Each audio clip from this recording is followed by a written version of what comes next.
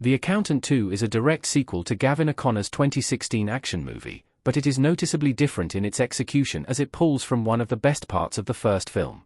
The original The Accountant is a more serious, methodical thriller that includes a few moments of action. The majority comes at the conclusion as Affleck's protagonist and his brother, Braxton, played by Jon Bernthal, have an unexpected reunion. After only teasing audiences with Christian and Braxton's interactions, The Accountant 2 fully leans into this dynamic. It's safe to say that the sequel is better off for diving deeper into Christian and Braxton's relationship.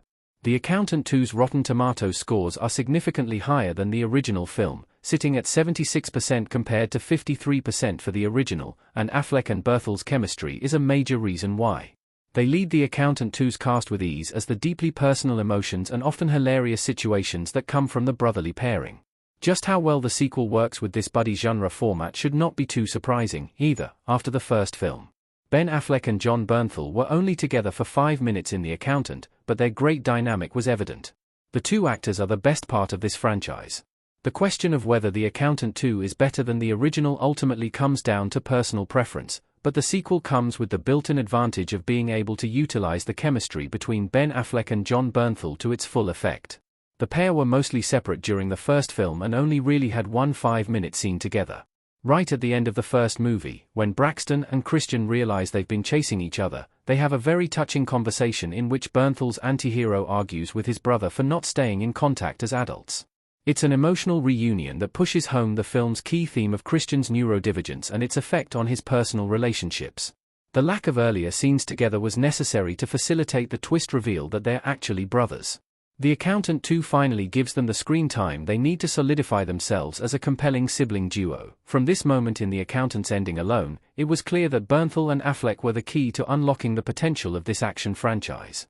The stunts and fight choreography are impressive, but the reason audiences lost themselves so thoroughly in Gavin O'Connor's movie is because of the character work. In the original, it was the endearing dynamic between Christian Wolff and Anna Kendrick's character Dana. In the sequel, it's between Christian and his brother.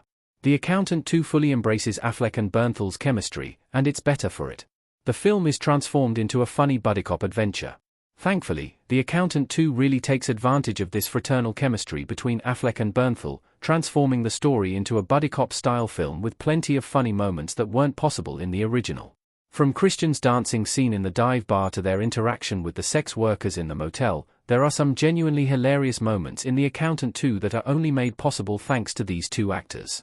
Alongside the comedy, Affleck and Bernthal's on-screen chemistry gives The Accountant 2 a real emotional core that audiences can latch onto, where the original movie could sometimes be a little clinical and impersonal. This really comes to a head in The Accountant 2's final scene, when Christian asks Braxton to go hiking with him.